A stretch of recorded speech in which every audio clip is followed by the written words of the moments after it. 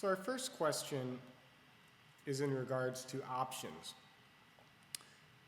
And the question is relative to the pattern day trading rule.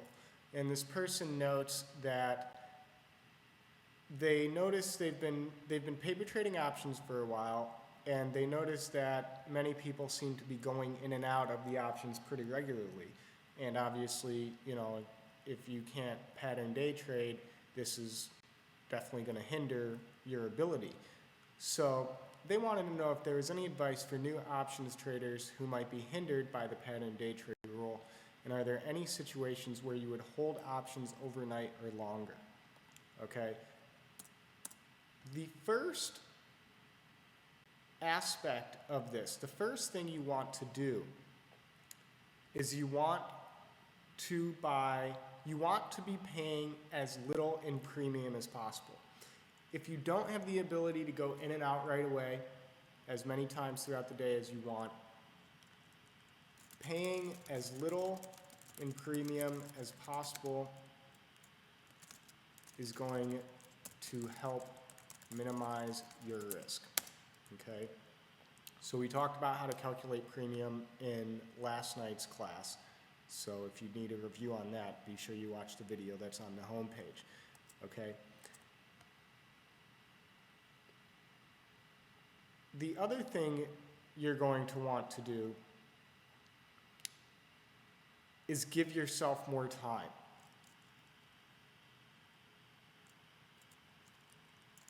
You want to choose an option whose expiration date isn't so close. That way you have more time for the trade to play itself out. Okay? So for instance, on SPY here, you know, we've got next week's options got issued today. Okay? So you could buy the 135s for $2.30.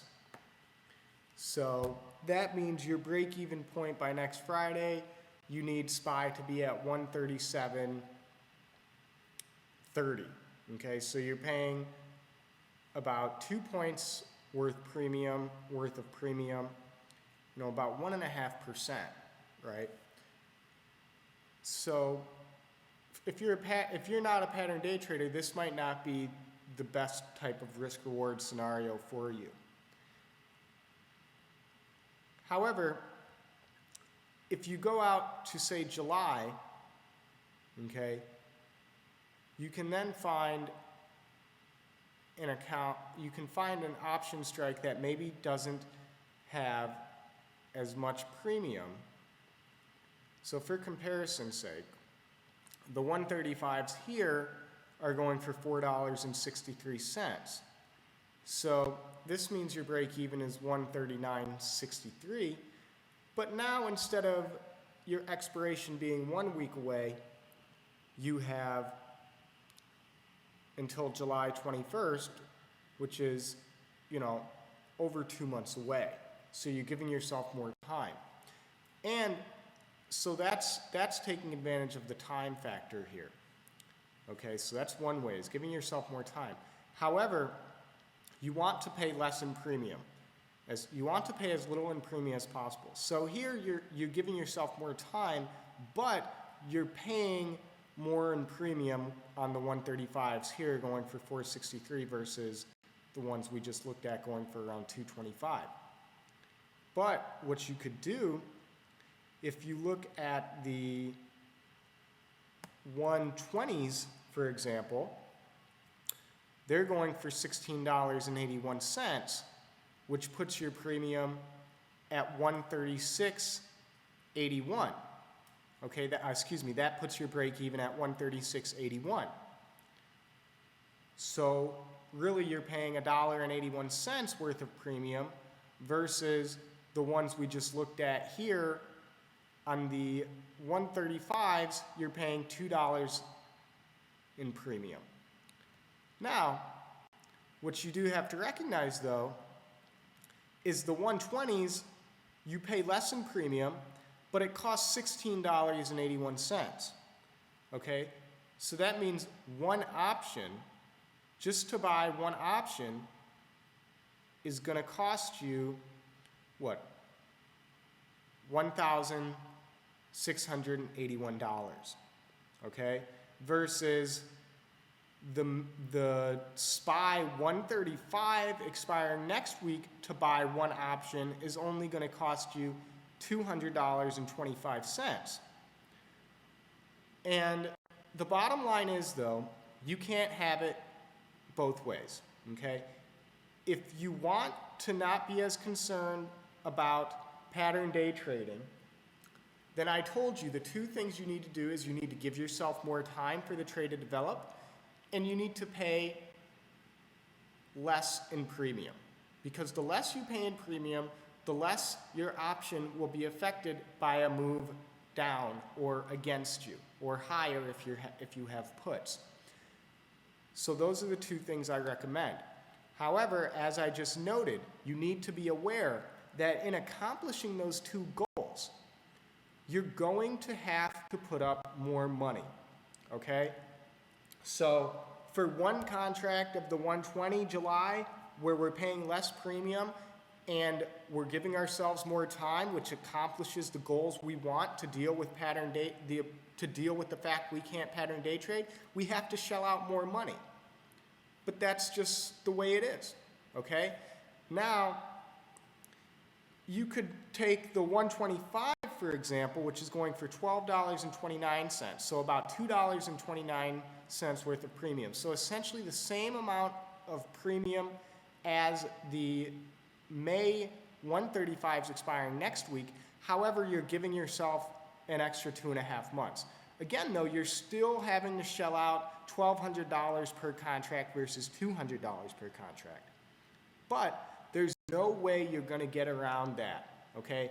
If you can't have your cake and eat it too, for instance. If you want to get around pattern day trading and you want to give yourself more time and pay less in premium in terms of your break-even prices, then the bottom line is you're probably going to have to shell out more dollars per contract, okay?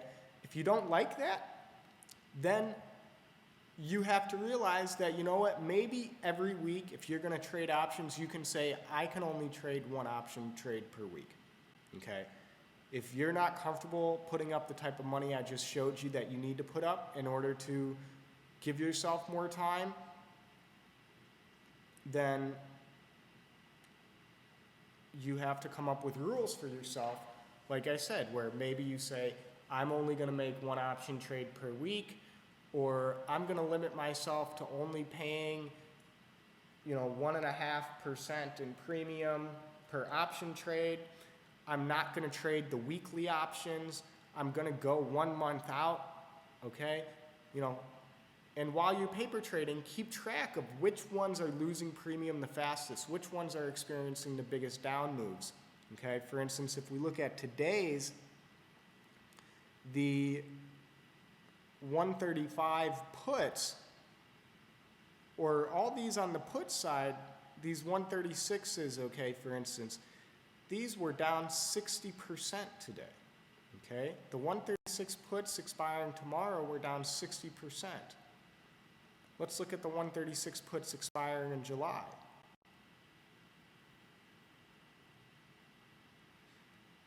Okay, these were only down 23 cents. These were only down, let's see, if they closed at 455, that means they were at 478 yesterday. So these were down, about 5 to 10%. So a much more manageable trade, where if you're long these 136 puts, you can still stay in this trade if your analysis is still the same as it was yesterday, versus the ones expiring this week. Even if your analysis is the same as it was yesterday, you dealt with a 66% loss today. And if we go look at the June 136s, you'll probably see that these were down more as well. Okay, yes, so these closed at 315, down from 355. So a much steeper loss of about 15 to 20% on these ones. So notice, though, they are cheaper. Each one is cheaper. Each one, but because each one is cheaper, that doesn't mean you're paying less in premium, like we pointed out in yesterday's video. What it means is that you can buy one without having to spend the same amount of money as you do for buying just one of the Julys.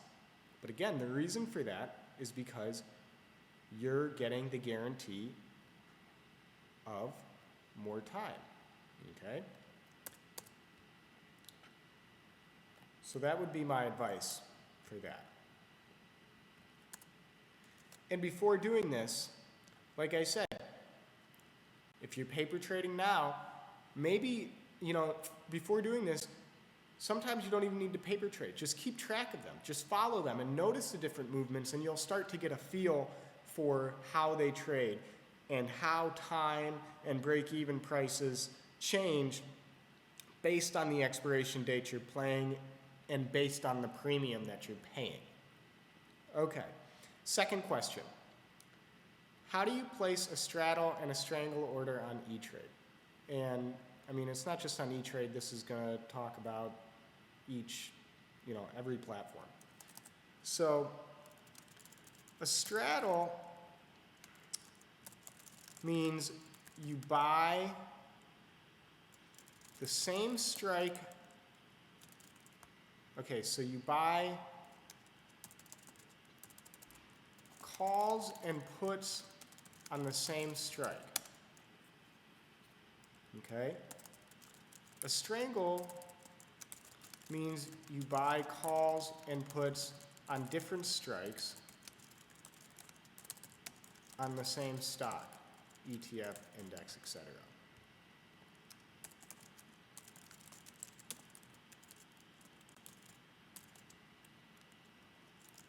Or you can sell them, okay?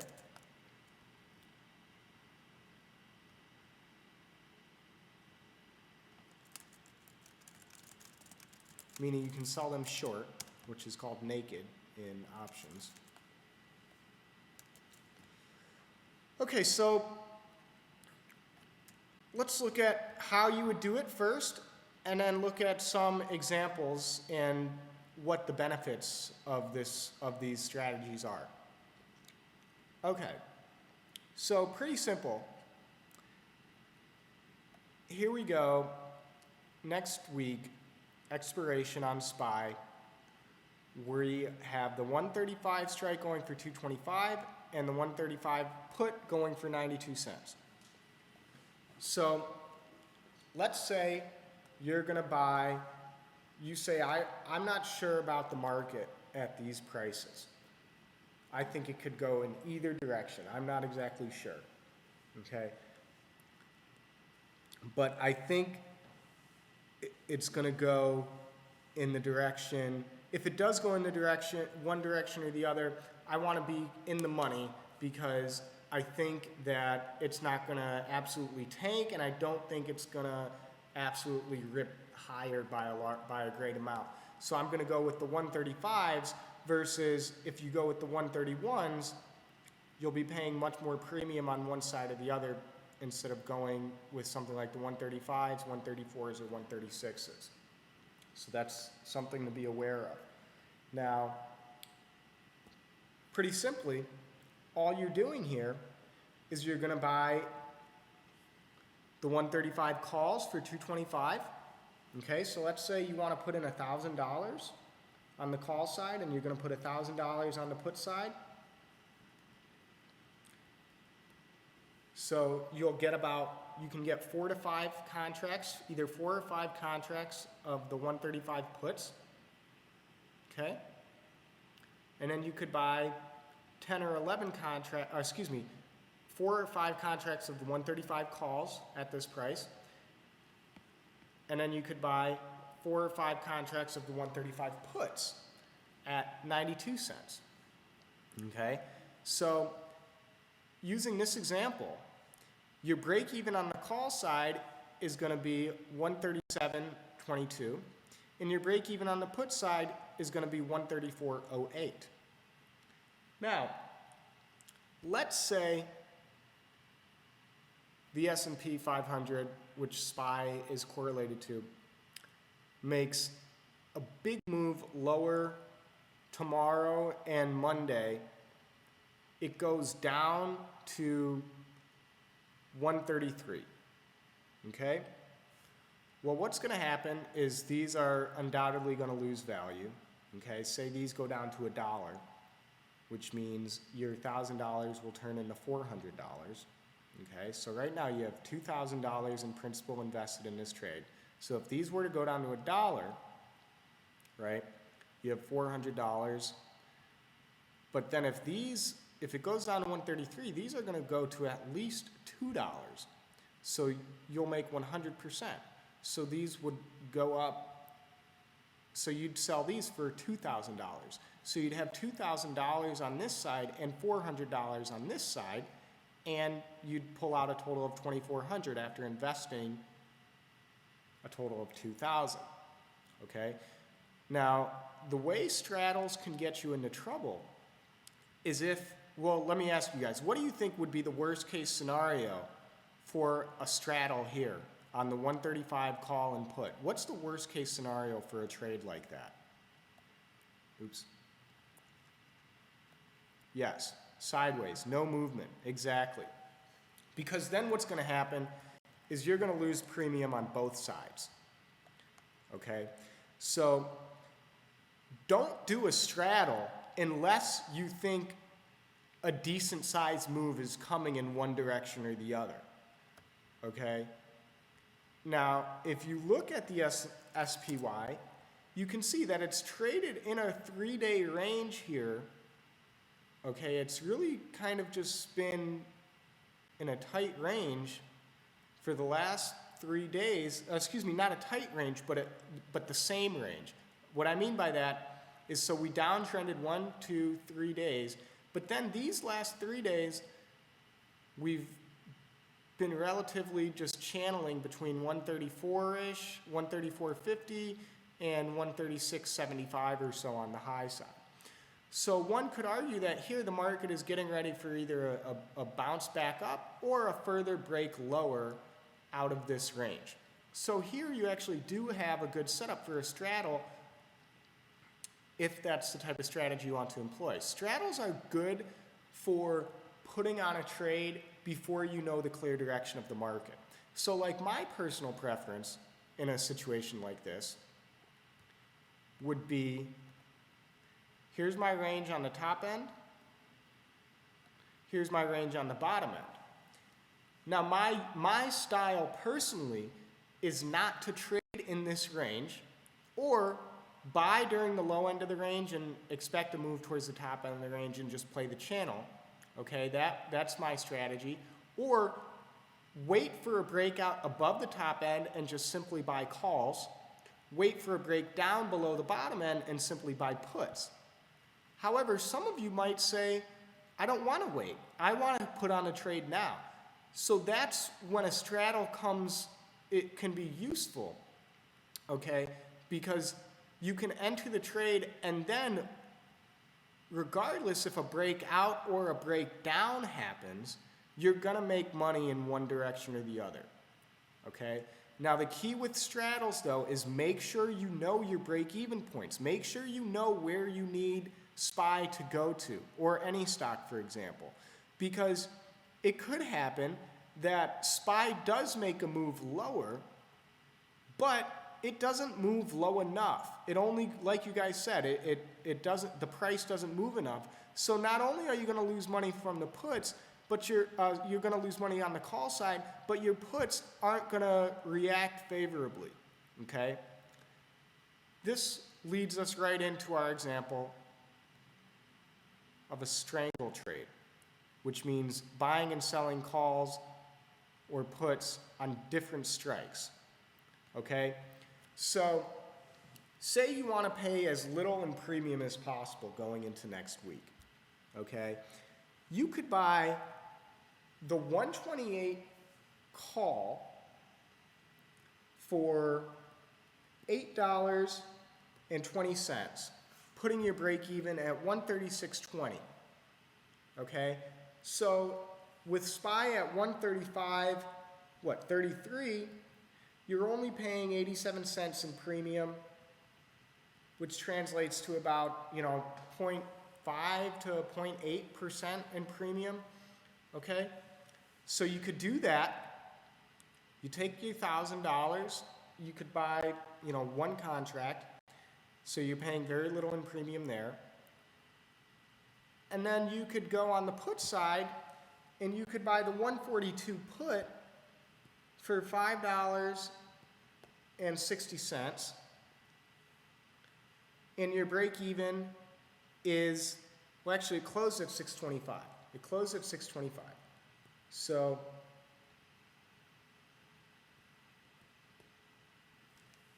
your break even there would be 135.75.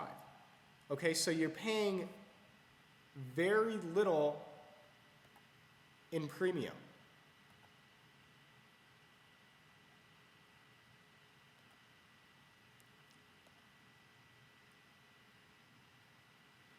So again, with the strangle, this gives you some flexibility because you can buy different strikes, okay? And your premium, you can limit your premium in the example we just showed, and your gains are going to be closer to intrinsic value. What I mean by that is your gains are going to do a better job of mirroring the actual move in SPY. If SPY goes up a full point, then your options are going to be going up a full point or down a full point. Okay? The other thing that's nice about a strangle is if you think an absolutely huge move is coming in one direction or the other, you can pay as much premium as you want to.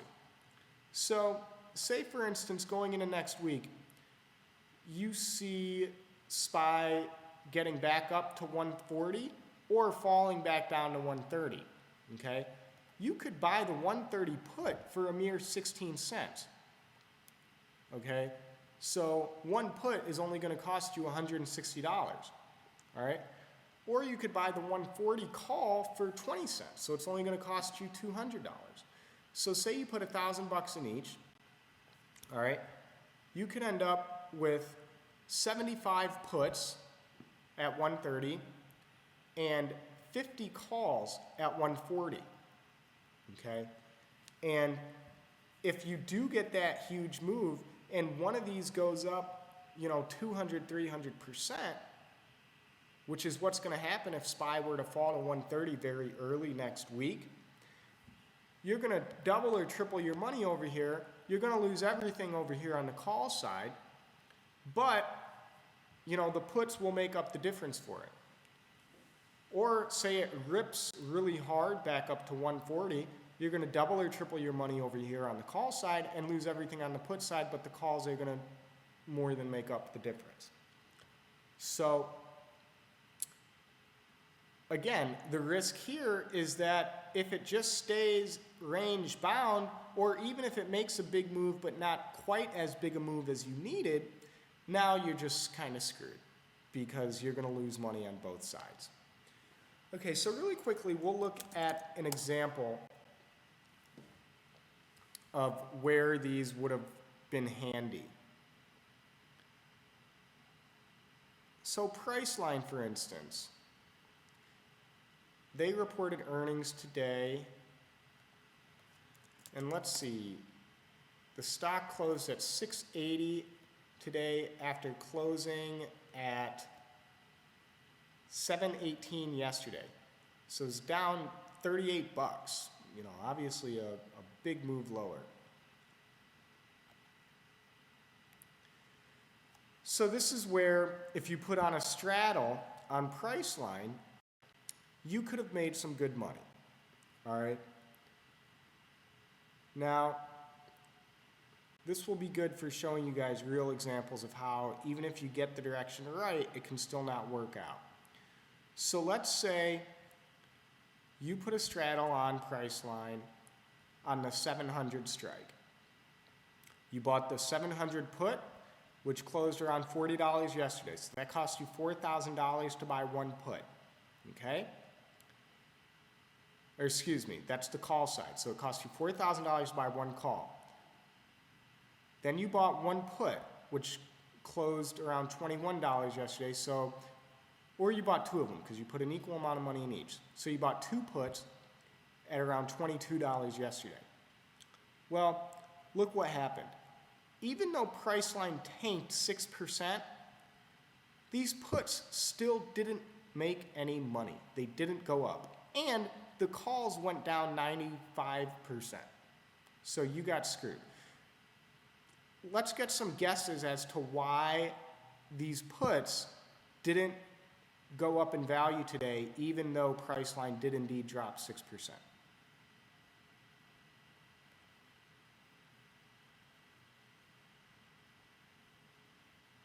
Yes, exactly. The premiums, there was too much premium.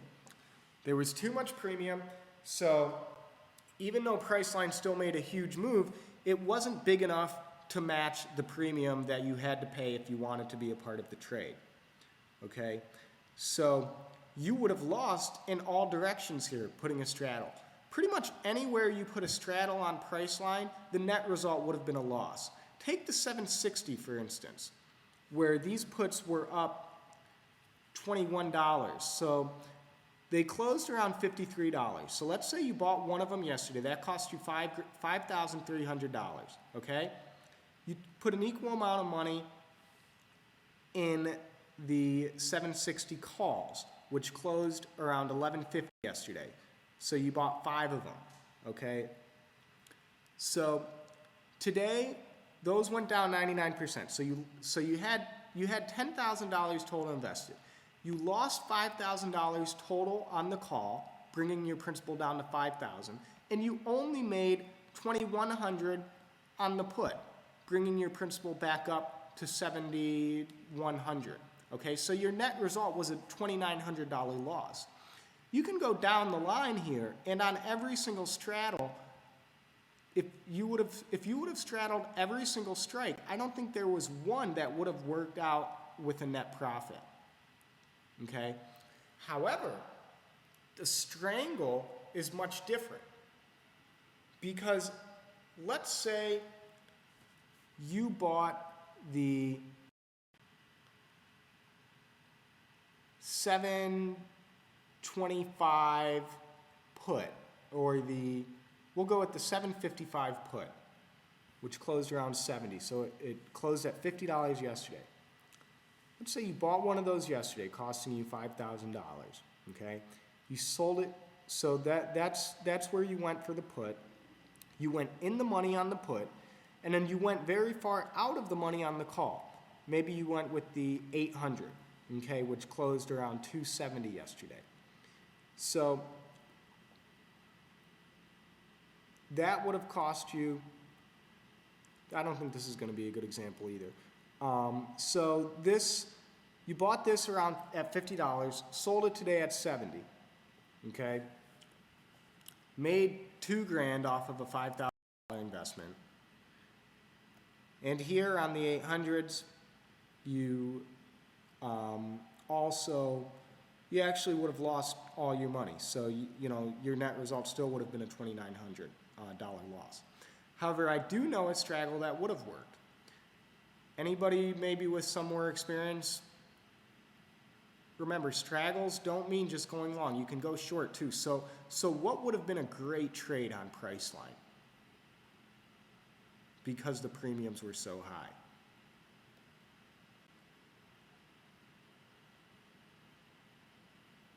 What could we have done on Priceline?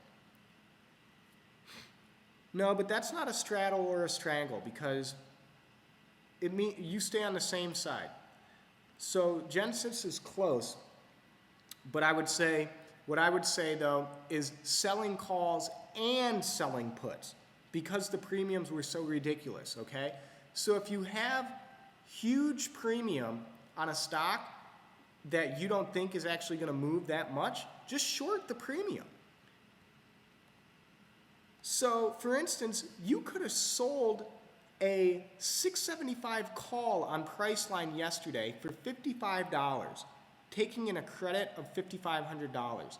You could have sold a 675 put for $12, taking in a credit of $1,200. So your total credit would be $6,700, okay?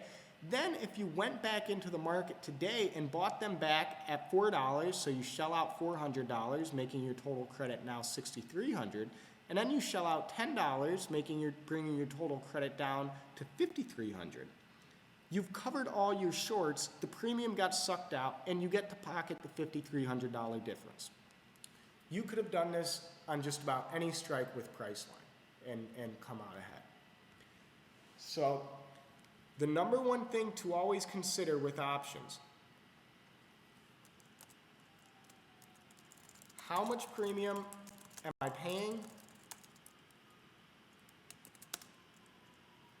As a result, how big of a move do I need the stock to make? Okay. So that's that little tutorial on options. Let's get to some charts. First one is IMSC. Nice move today. Nice chart overall, definitely in an uptrend in this area. Highest volume on an up day in at least 1 year. Highest volume on an up day since November 2010, okay? So let's look at the weekly to map out the resistance. And you can see that you had resistance here from this high, which it struggled with earlier and pulled back below. And you then had resistance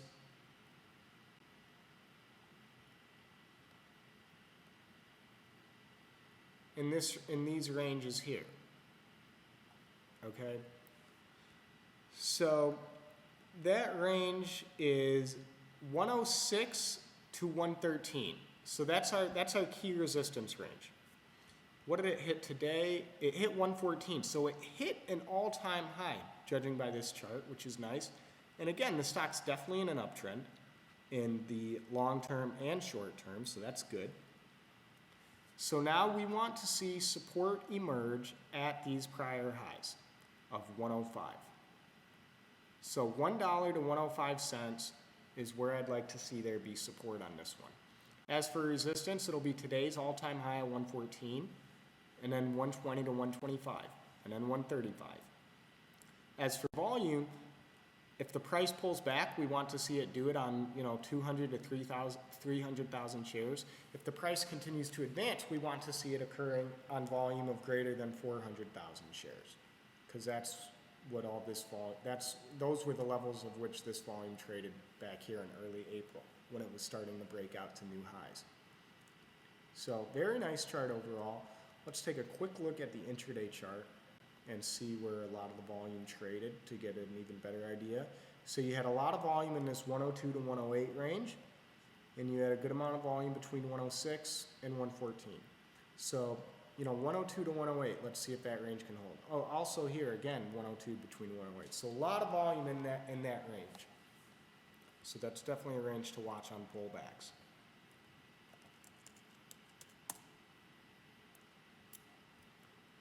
LUXR. Nice up move today. Higher volume than the previous day. However, very, not as high as this big down move from here. So still some work to do. Let's look at a 30-minute chart. So what I like is I like the close. The close came on the highest volume that it's had all day. Okay, so I like that. We're going to have resistance right around this high from here, which is at 211. Okay, above 211, we've got resistance at this high here of 216, and then this high of 222. Above 222, the next resistance point would be the all-time high at 232. Let's look at the 5-minute chart for support. So a lot of volume at the end of the day, which is great. So let's see, these afternoon lows are going to be the key support level. That's at 196 to $2. So 196 is our first key support. Ideally, it stays above $2, but if it doesn't, it's okay as long as it holds 196.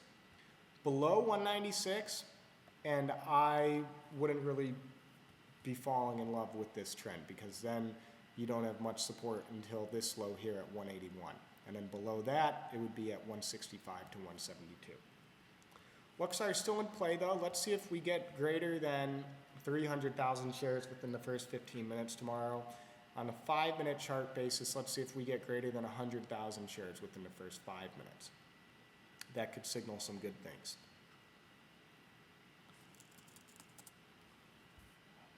Apple. Okay, so Apple has completely filled this gap. It is managing to find support here. But there's something very telling to me about Apple. Very, very telling to me about Apple's chart here. Anybody know what it is? Yes, low volume. And that means low interest, you know, that, well, it means two things. It means we have low demand and we have low supply. Okay? And the fact that we are channeling for the last 5 days in pretty much the same range between 565 and 575, that also tells me that there's a pretty equal balance of supply and demand. So for whatever reason, people have just been sucked out of Apple. On the supply side, there's just not much interest in shorting it, and on the demand side, there's just not much interest in going long. Okay? We probably won't, we're not going to get any more downside until we break below these lows. So there's 2 key lows in Apple, 3 key lows actually. 560.85, which is yesterday's low. 558.73, which is Tuesday's low.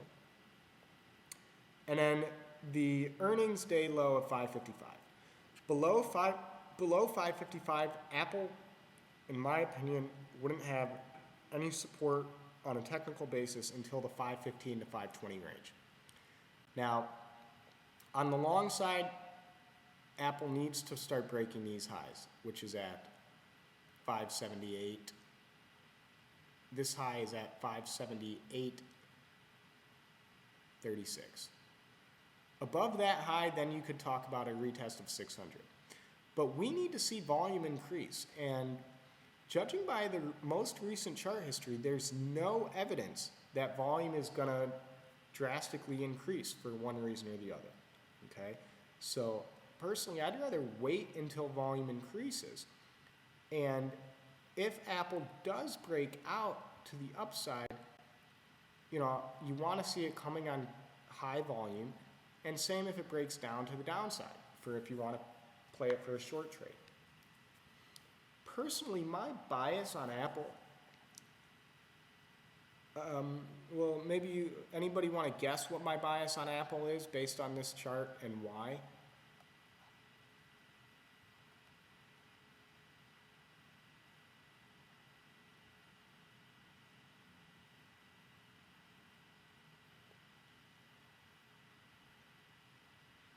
Yeah, my bias is actually bearish.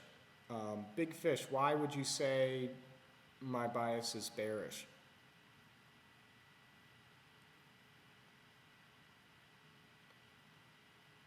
Low demand, and the main thing behind that bias is the fact that Apple gave up 100% of its gains from earnings.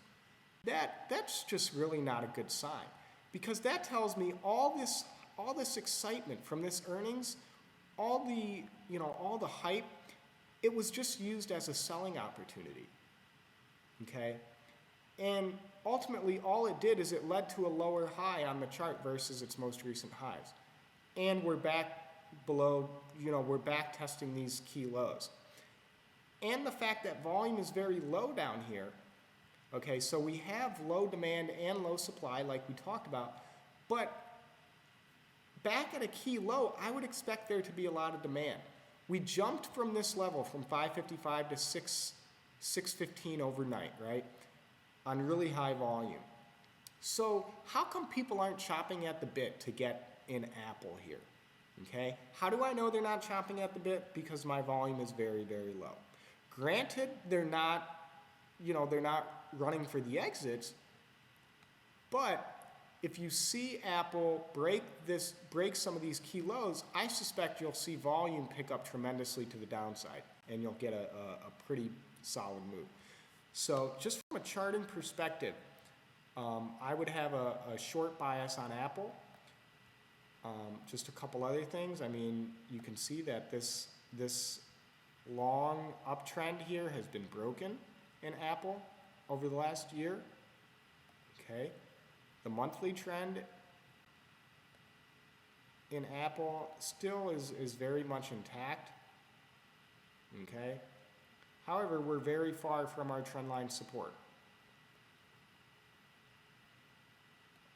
Okay.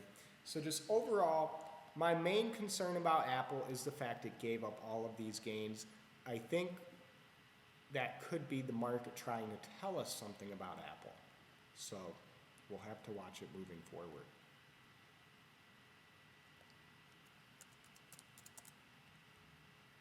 IZEA, beautiful move today after a big dump. So let's check out the 15-minute chart. So you had huge volume here between 18, 20 cents up to 27 cents.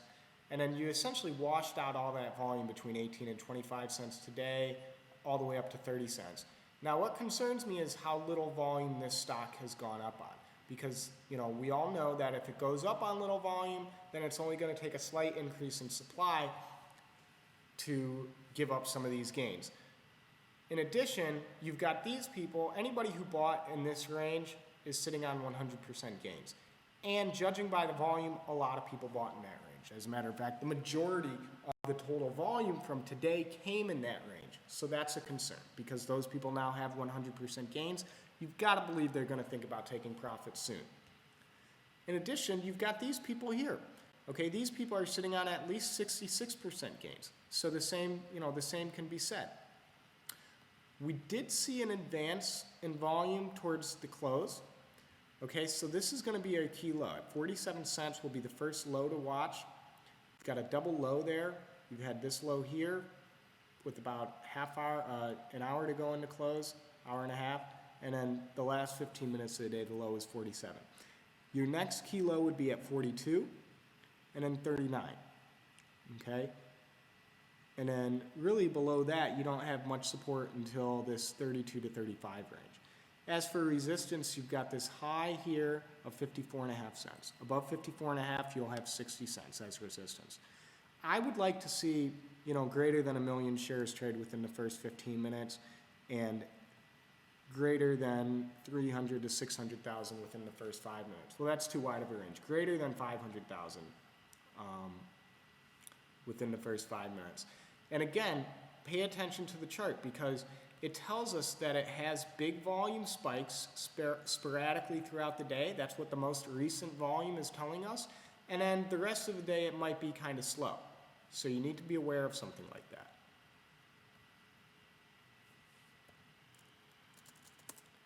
RARS, okay?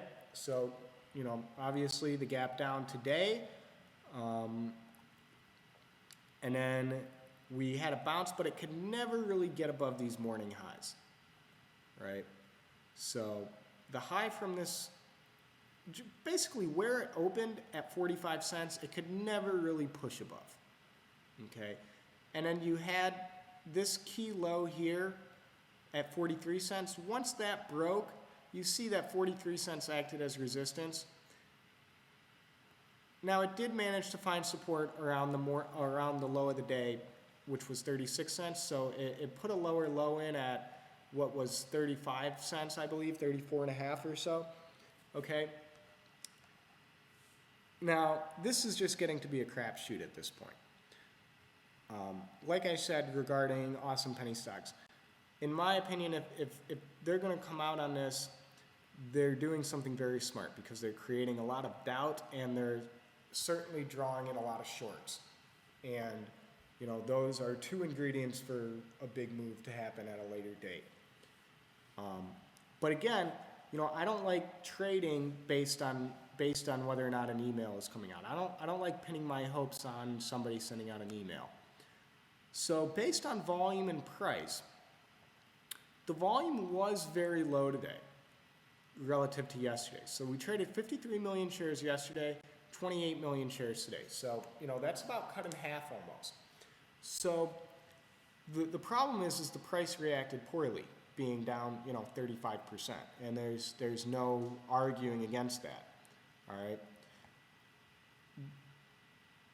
But the silver lining would be that it was on much less volume. So it pulled down on 35% on on lower volume relative to yesterday, which means it could probably rip back higher 35% on, low volume just as easily. Now, today's low, I wouldn't be surprised if it gapped down again tomorrow, to be honest. Today's low at 34 cents, below 34, your next support isn't going to be until 28.5, which would be yesterday's low. As for resistance, you're just basically that 40 to 45 cent range is now going to be our total resistance, okay? Until we can really extend past 45, the chart isn't going to come back into play. If it does that, you'd have this high of 47.4 and then 50 cents, and then above 50, all eyes would be on this 59-cent high. Somebody's buying and somebody's selling. There's a lot of volume trading, so, something's going on. This thing, in my opinion, if you want to guess which way it's going to go, you could say it's going to rip higher just as easily as you could say it's going to gap down and trade into the 20s tomorrow. It's really anybody's guess at this point, and that's why I recommend, that everybody have their own plan and trade accordingly. I will say, at the 56-cent close yesterday and opening at 45 cents, it wasn't nearly as bad as it could have been. Granted, it was down 35%, but if you think back to what people are comparing this to, AWSR, that one, let's see if the chart will pull up. There was an ASWR.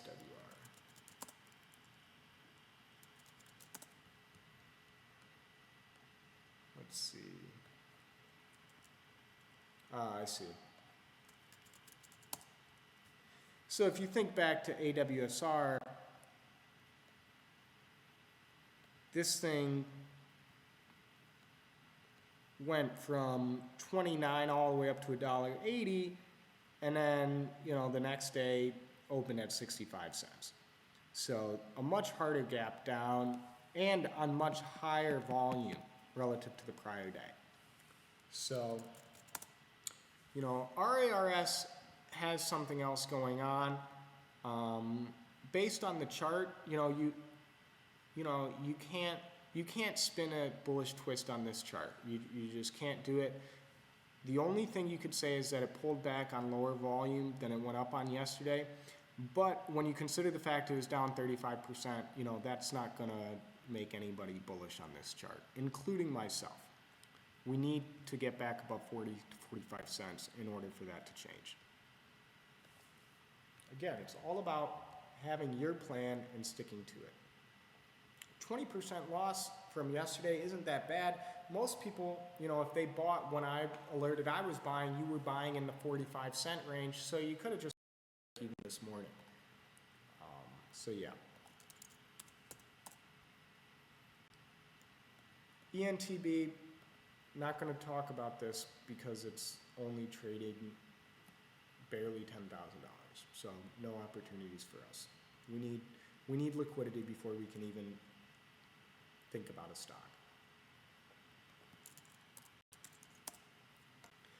ORYN, I really like this bounce today. So it hit 90 cents and closed well off of that low. And if you look at the 5-minute chart, there was definitely a lot of buying down there. So high demand, high supply, but judging by the price reaction, the strong bounce, the way it was able to bounce like that, certainly a lot of demand hanging out down there. Then you had this afternoon low, which it was able to stay above going into the close. That's at 110. So 110 is, 109. So 109 is going to be our first support. Below 109, then it's really, from $1.30 to $1.05, and below that, then we'd have this low at 90 cents. On the high side, you've got yesterday's high of 121, okay?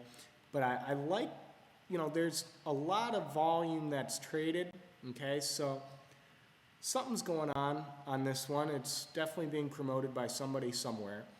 Huge volume, you know, it's what we want to see. We pulled back on low volume today, which is what you want to see. And unlike RARS, on the low volume pullback, it actually managed to then finish well off the lows, suggesting that there were a lot of buyers as the price dropped. So that's a good sign. That bodes well going forward, in my opinion. The red flag would be if it falls back below that, you know, these supports we outlined at 109 and then between $1 and $1.05.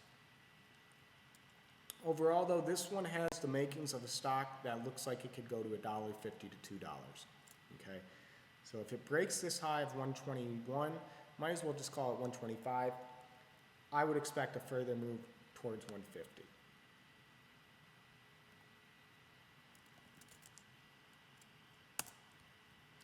ADY, just a beautiful move today.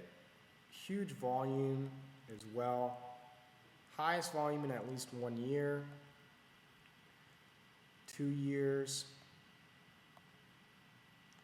So highest volume on an up day in at least 3 years. Looking at the weekly, this is a stock that downtrended for a long time, that then now has certainly broken out above this downtrend, and that breakout started back here in early April. Okay, let's look at a little shorter dated chart. So you can see, though, there's going to be resistance right here. Today's high of 930 is right around this high of 932 and 871. So really that $9 to $9.30 range is going to be resistance. Above there, you're going to have this high at 1027.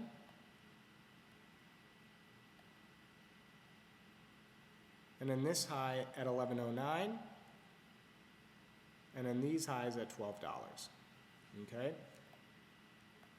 Let's look at the 5-minute chart to figure out support. So huge volume here. Huge volume in this range here around 862. And down here at 824. So 825 to 860 is going to be first support. Below that, I would expect support to emerge at this range around 780 because those were our prior highs from this morning, and we traded a good amount of volume there as well. So 825 to 860 key support for this first initial move. Below that, wouldn't be surprised to see 780 get tested. Overall, though, you definitely got to pay attention. Anytime a stock trades the highest volume that it has in 3 years, that's definitely a good sign. That tells us that volume demand has really returned. And if you look at the weekly chart, well, let's look at the monthly. If you look at the monthly chart, we have the highest volume on back-to-back months for the stock in its history, it looks like. As my internet slows down again. Yeah, so highest volume on back-to-back months in the stock's history. Also, it's been up 4 out of 5 months. It's never done that before. Okay. Well, it did back in July of 2008. And if you notice what happened, if you notice what preceded, what followed that was actually a move from $7 all the way up to $42 on good volume. Not saying that's going to happen again. I'm just saying the only other time we've had a similar stretch on the monthly chart, what followed was a very, very good development from a bullish scenario.